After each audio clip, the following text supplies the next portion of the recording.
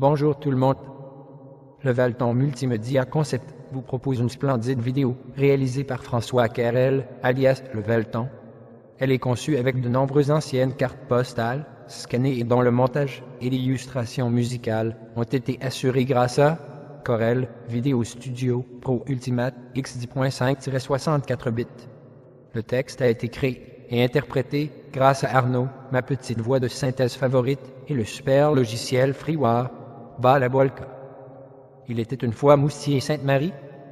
Moussier et Sainte-Marie, Moussier Santa Maria en provençal, selon la norme classique, et Moustier Saint-Omario, selon la norme mistralienne, est une commune française, située dans le département des Alpes de Haute-Provence, en région Provence-Alpes-Côte d'Azur. Blotti contre un escarpement rocheux, Moussier est souvent comparé à une crèche, avec son étoile suspendue dans le vide. La commune a obtenu le label officiel Village et Cité de Caractère. Elle fait partie du Parc naturel régional du Verdon et cotise à l'association Les plus beaux villages de France. La petite ville de Moussier est fondée au 5e siècle par une colonie de moines. Un chapitre de chanoines est fondé en 1052 et perdure jusqu'au don de toutes les églises de Moussier et de la vallée à l'abbaye de Lérins en 1097. Le monastère se partageait les droits seigneuriaux avec l'abbaye de Lérins aux 11e et 12e siècles avant que le bourg rejoigne le domaine des comtes de Provence. Le lieu-dit Ourbet était déjà occupé à la période carolingienne. C'est la Villa Urbosio, fondée au 8e siècle. Située sur un plateau à 1000 mètres d'altitude, elle pouvait être à la tête d'un vaste domaine. Le prieuré Saint-Jean peut être cité en 909 parmi les biens de l'abbaye de Cluny, appartient ensuite à l'abbaye Saint-Victor de Marseille, qui le cède à l'abbaye de Lérins au début du 12e siècle, qui le lui retourne ensuite. Les autres églises, Saint-Saturnin, Saint-Michel, relèvent de Lérins. Le comte de Provence accorde un consulat aux habitants au 13e siècle et installe le siège d'une baillie à Moustier en 1300. En 1305, une petite communauté juive comptant 9 feux était établie à Moussier, soit une cinquantaine d'habitants environ. La présence de cette communauté, d'un marché important, sont des indices montrant qu'à cette époque, Moussier était une petite capitale régionale. Guillaume de Moussier-Gaubert fut seigneur de Ventavon. Il donna une procuration à son fils, le damoiseau Bertrand, en 1312, pour vendre sa part de Moussier au roi Robert. La famille des Moussier-Gaubert était une des familles nobles les plus vieilles de Provence. J.P. signale qu'au XIe siècle, elle figure parmi les plus anciennes familles de propriétaires laïcs, dont les possessions étaient situées dans la région du Verdon. La mort de la reine Jeanne Ier ouvre une crise de succession à la tête du comté de Provence, les villes de l'Union d'Aix, 1382 à 1387, soutenant Charles de Duras contre le duc Louis Ier d'Anjou. La communauté de Moussier se rallie au parti angevin en avril 1386, après la mort du duc et des négociations avec la régente Marie de Blois. Celle-ci accorde à la communauté le rattachement au domaine royal, ce qui signifiait relever d'un autre régime légal et fiscal. Après la guerre de 100 ans, et une fois la sécurité revenue, de 1442 à 1471, plusieurs familles venues de Sauce s'installent à Moussier afin de repeupler la communauté.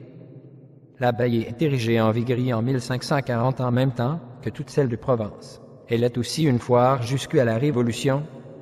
La communauté est plusieurs fois en procès avec le prieur de la chapelle Saint-Jean qui n'assume pas ses fonctions. Prieur commanditaire, il résidait à Marseille et affirmait les possessions de son prieuré. Le prieur est condamné une première fois en 1541, puis un second procès au XVIIe siècle n'aboutit pas. Enfin, il est à nouveau condamné au XVIIIe siècle. Le bourg connaît une grande renommée au XVIIe et XVIIIe siècle grâce à la faïence de Moussier. Selon la tradition, un religieux venu de Faenza, Italie, aurait appris à un potier de la ville le secret du béléma blanc laiteux, qui devait assurer avec le bleu, dit de Moussier, la réputation des faïences locales. À la fin du XVIIIe siècle, 12 ateliers fonctionnaient, puis les fours s'éteignirent un à un, le dernier en 1873.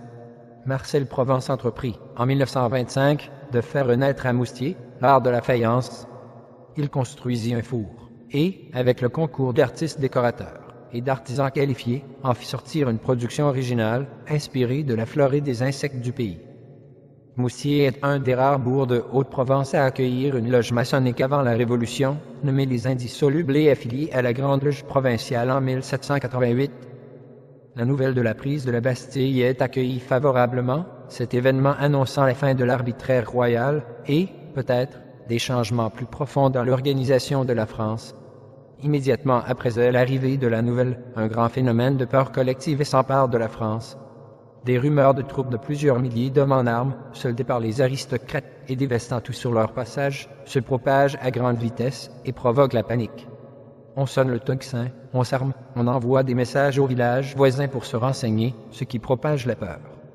Les solidarités se créent ainsi. Les milices formées à cette occasion constituent la base des bataillons de la garde nationale. Cette grande peur, venant de Digne et appartenant au courant de la peur du Mâconnais, atteint Moustier et sa région le 31 juillet 1789, avant de s'éteindre. Le prieuré Saint-Jean, qui appartenait à l'abbaye Saint-Victor, est vendu comme bien national. Une société patriotique qui est rapidement créée. Elle fait partie des 21 premières créées dans les Basses-Alpes avant juin 1792. Le 5 Frimaire en 25 novembre 1794, le représentant en mission Gautier épure la société. La Révolution et le Premier Empire apportent nombre d'améliorations, dont une imposition foncière égale pour tous et proportionnelle à la valeur des biens de chacun. Afin de la mettre en place sur des bases précises, la levée d'un cadastre a décidé. La loi de finances du 15 septembre 1807 précise ses modalités, mais sa réalisation est longue à mettre en œuvre, les fonctionnaires du cadastre traitant les communes par groupes géographiques successifs. Ce n'est qu'en 1836 que le cadastre napoléonien de Moustier est achevé. Le coup d'État du 2 décembre 1851, comme y parle Louis-Napoléon Bonaparte, contre la Deuxième République provoque un soulèvement armé dans les Basses-Alpes en défense de la Constitution. Après l'échec de l'insurrection, une sévère répression poursuit ceux qui se sont levés pour défendre la République. 14 habitants de Moustier et Sainte-Marie sont traduits devant la commission mixte, la majorité étant condamnée à la déportation en Algérie. Comme de nombreuses communes du département, Moustier et Sainte-Marie se dotent d'une école bien avant les lois Jules Ferry. En 1863, elle en possède déjà une qui dispense une instruction primaire aux garçons et aux filles, au chef-lieu. La loi Fallou, 1851, impose l'ouverture d'une école de filles aux communes de plus de 800 habitants.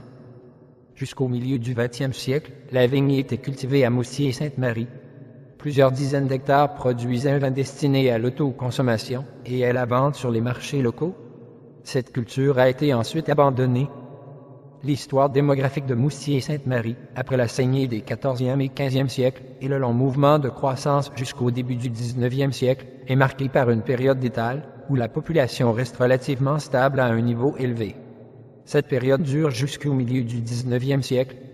L'exode rural provoque ensuite un mouvement de recul démographique rapide et de longue durée. En 1901, la commune a perdu plus de la moitié de sa population par rapport au maximum historique. Le mouvement de baisse ne s'interrompt définitivement que dans les années 1960. Depuis, la population a repris sa croissance lentement. Mes sources. Wikipédia.